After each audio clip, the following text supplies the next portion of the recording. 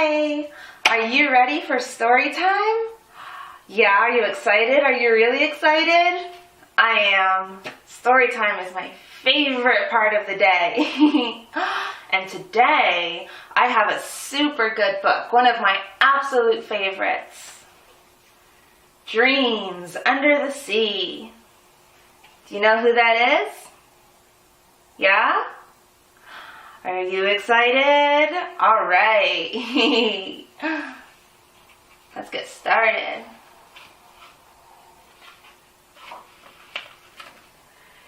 Ariel's secret grotto was her favorite place in the undersea world, especially now that the statue of Prince Eric was there. Ariel, cried Sebastian, be reasonable. That's not a human. He's nothing but a hunk of rock. Ariel put her ear up to the statue's mouth. He said that if you two would please excuse us for a moment, Ariel announced, he has something he'd like to say to me alone. Go on, Sebastian. Shoo!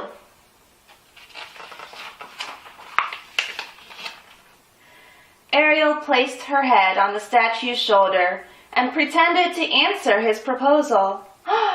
Why, yes, I'd love to marry you, Eric. Marry? Sebastian roared as he swam back into the grotto. You will do no such thing. In the name of His Royal Highness, King Triton, I forbid this kind of talk. Hey, Sebastian, Ariel said. It's a statue, remember? I'm just playing make-believe. Please don't tell my father, okay? Sebastian reluctantly shook his head. I just know I'm going to regret this, he moaned.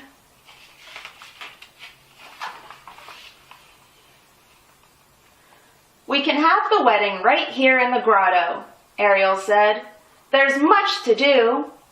You'll both help me, won't you? Help you with what? Sebastian asked as Ariel showered him with decorations. It's make-believe. You said so yourself. Oh, dream weddings are every bit as much work as real weddings, Ariel said. Everything has to be just perfect. I think Prince Eric is dressed perfectly for a wedding in this outfit, Ariel said. This will never work. The real Prince Eric is human, Sebastian said. He lives on land, and every self-respecting sea dweller knows that mermaids live underwater.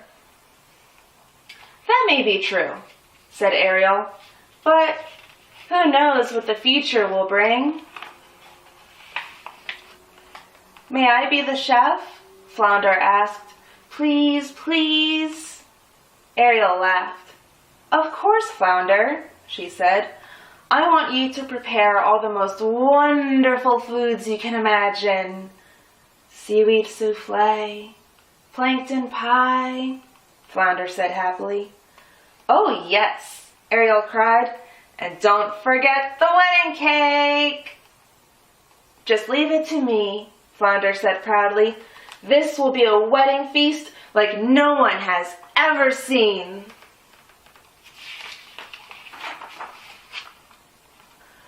Oh, I can hardly wait, Ariel exclaimed. I can picture the entire ceremony. My sisters will make such beautiful bridesmaids, and my father will look so proud and distinguished as we... Your father? Sebastian looked as if he was ready to faint. Oh, don't be such a party pooper, Sebastian, Ariel said. Remember, it's all just pretend. I'm leaving, Sebastian said. I can't take any more of this nonsense. Flounder, Ariel called. Sebastian's leaving. Can you think of someone else to be the master conductor of the grand orchestra for the wedding? grand orchestra?" Sebastian asked. "Of course, you're my first choice, Sebastian," Ariel said. But nothing," Sebastian cried. "A crab must do what a crab must do. The show, or the wedding, must go on." Grabbing a candlestick, Sebastian began to conduct his pretend orchestra. "May I have this dance, Ariel?" Flounder asked, bowing politely. "With pleasure, kind sir," Ariel laughed. And she and Flounder waltzed and twirled until they were both too dizzy to dance anymore.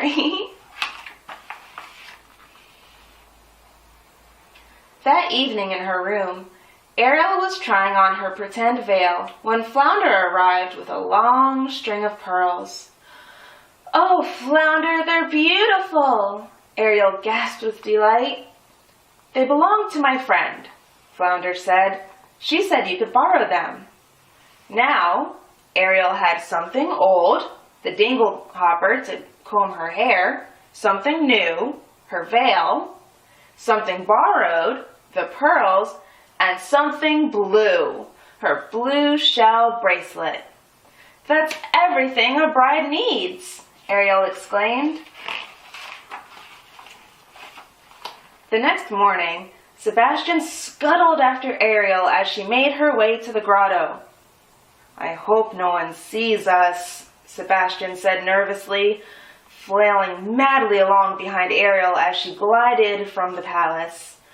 "It might be hard to explain where you're going dressed like this." Flounder was waiting for them outside the entrance to the grotto. "Are you ready, Ariel?" Flounder asked as Sebastian scurried past. Ariel nodded, and Flounder escorted her into the grotto. Dum-dum-da-dum, dum-dum-da-dum. Sebastian was singing as he banged out the wedding march on an overturned bucket. He stopped abruptly when he caught sight of Ariel. "Oh," wailed Sebastian, "weddings always make me cry." Sebastian cleared his throat importantly.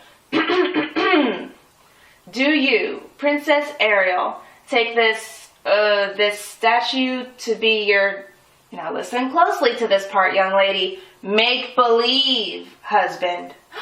"I do," Ariel sighed happily. "And do you, Mr. Pretend Prince, take this perpetually provoking princess to be your make-believe wife?" Sebastian finished. "He says he does," Ariel said with a giggle. "Well then, I suppose I have to pronounce you absolutely 100% imaginary husband and wife," Sebastian said. "Hooray!" Flounder cheered as he rushed to catch Ariel's bouquet. With her eyes glowing like stars, Ariel hugged her friends. "Oh, thank you! This has been a wonderful dream wedding," she cried. "And now, I'm inviting you both to my real wedding to Prince Eric. I'm not sure when, or where, or how, but I know it will happen. It won't matter that there's an ocean of difference between us. Nothing can stand in the way of true love." "Nothing," Flounder agreed dreamily. Ariel sighed with happiness, imagining a kiss from Eric. "Ew!" she cried suddenly. She realized that she was actually kissing a very startled Flounder. "Oopsie!" "Ha!" Sebastian shouted. "See what comes of silly notions about marrying human princes, as if that could ever really happen." The end. Did you have fun with that story? I did. Bye.